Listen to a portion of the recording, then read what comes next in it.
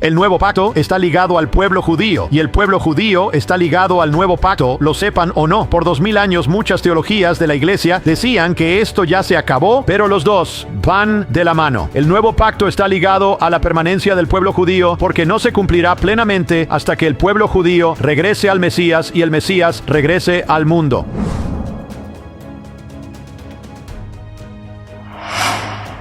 Hicieron una investigación sobre el cromosoma Y.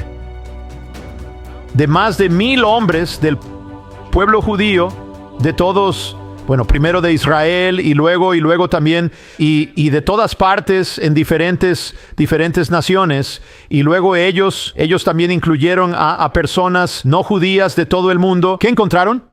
Lo primero que hallaron es que había un patrón genético que vinculaba al pueblo judío entre sí en todo el mundo.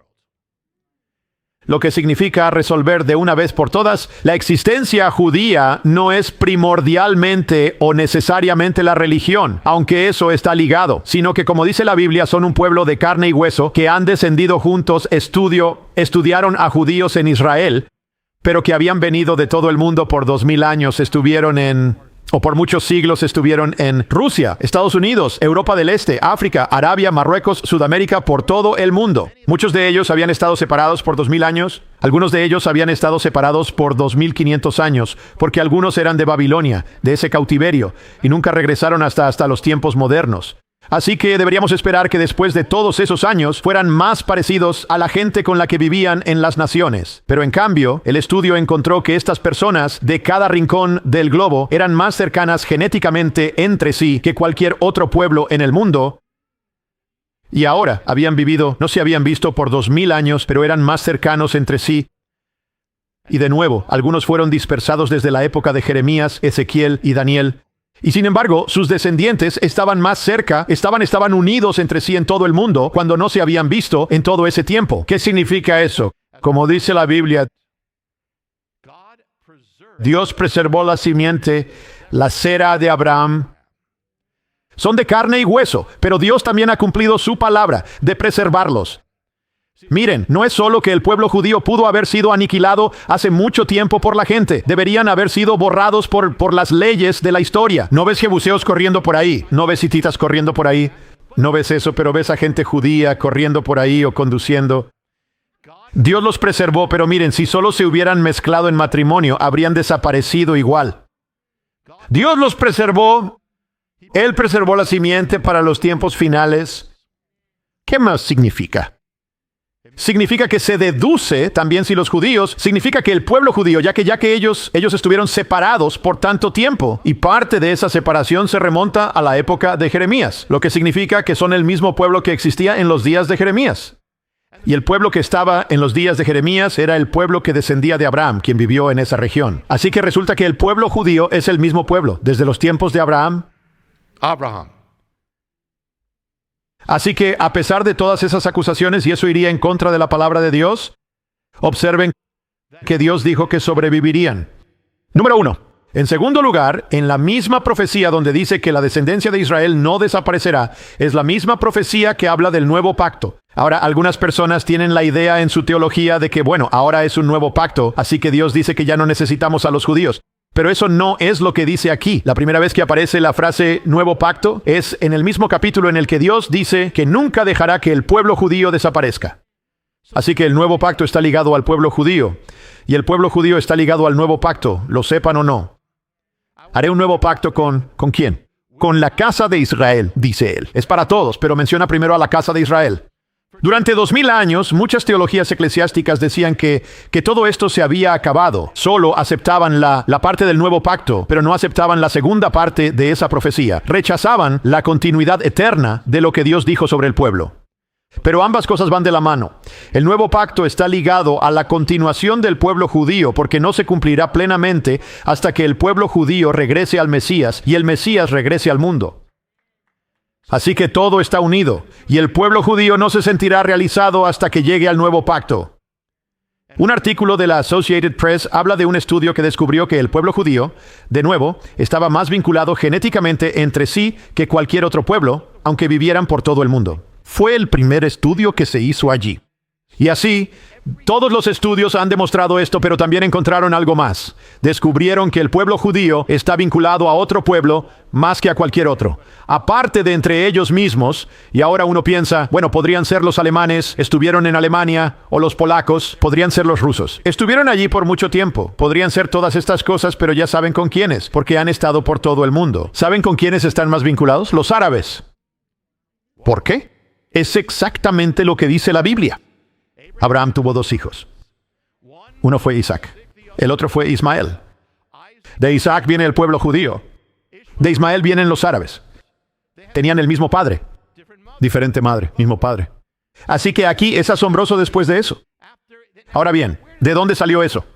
Bueno, eso se remonta a hace 4,000 años, a las tiendas de Abraham. Y así el ADN está respaldando el Génesis.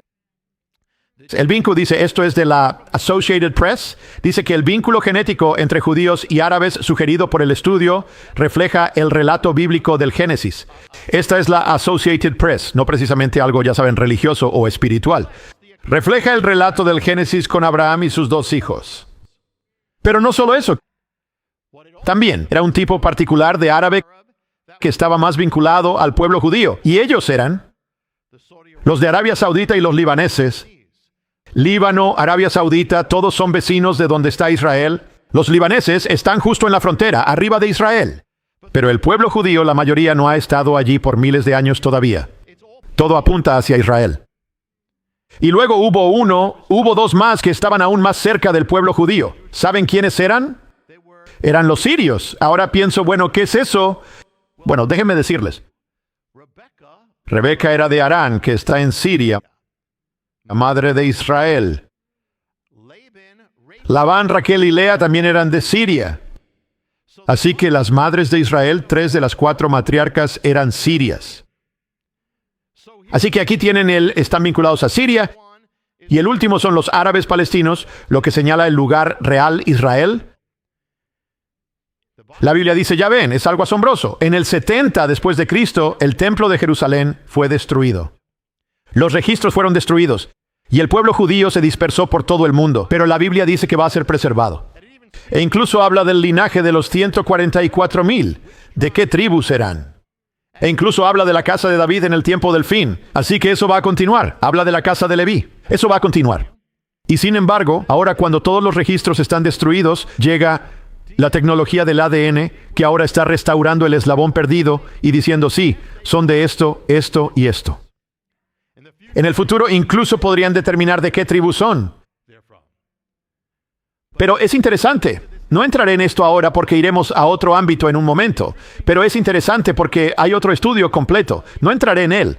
Saben, la Biblia dice que Moisés tenía un hermano, Aarón. Aarón era el sumo sacerdote de Israel. Los hijos de Aarón eran llamados los Kohanim. Eran los sacerdotes de Israel.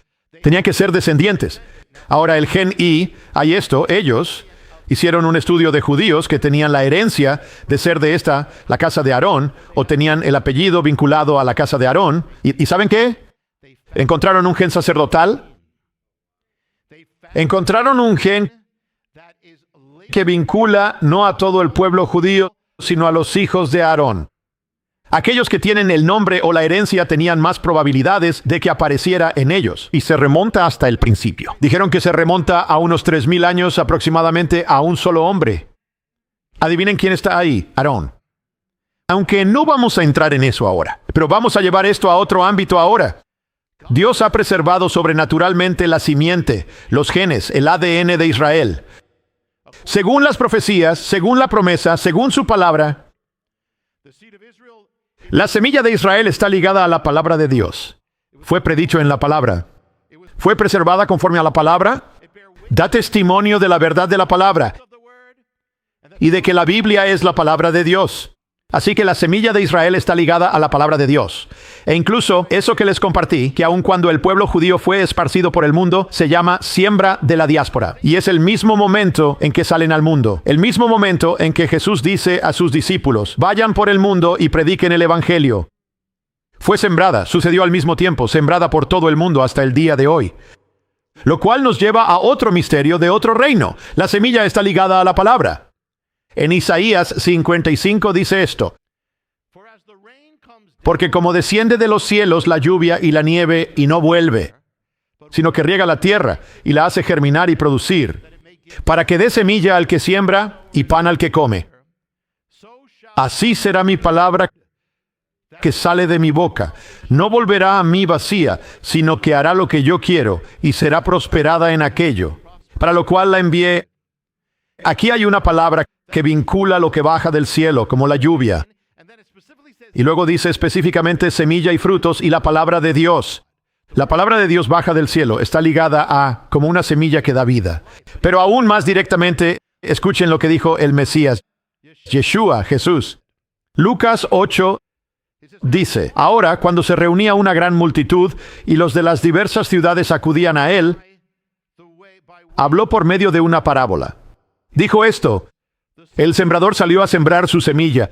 Y mientras sembraba, una parte, ya lo saben, cayó junto al camino, fue pisoteada, las aves del cielo se la comieron. Otra parte cayó sobre terreno rocoso. Cuando brotó, se secó por falta de humedad. Otra semilla cayó entre los espinos. Los espinos crecieron y a su alrededor la sofocaron. Y otra semilla cayó en buena tierra. Creció y produjo una cosecha a 100 por 1. Y dijo estas cosas clamando, el que tiene oídos para oír, que oiga.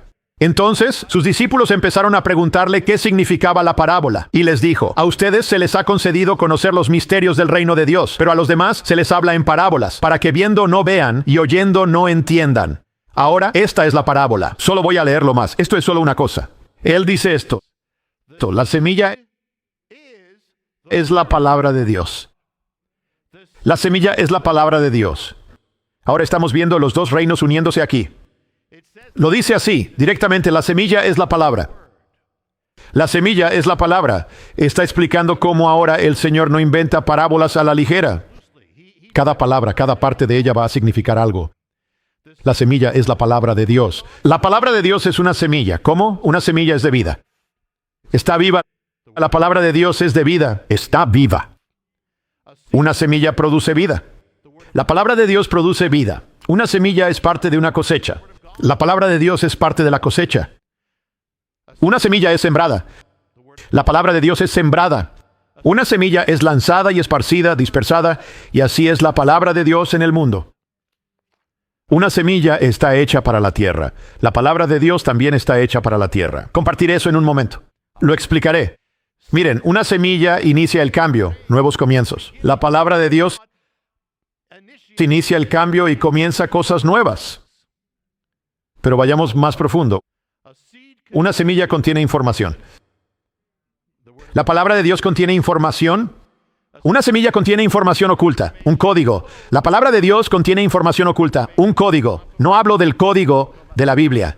Hablo de algo más. Una semilla contiene información que inicia y dirige cambios específicos y vida. La palabra de Dios contiene información que inicia y dirige una vida nueva. Ahora, piensen en una palabra. ¿Qué hace una palabra? Una palabra, cuando hablas como yo hablo ahora, transmite el pensamiento. Transmite la realidad. Transmite. Proviene de una persona. La palabra es una codificación del pensamiento o del corazón de una persona o representa una realidad. Y cuando se recibe la palabra, ese código de la palabra se decodifica. Y dices, está hablando de esto.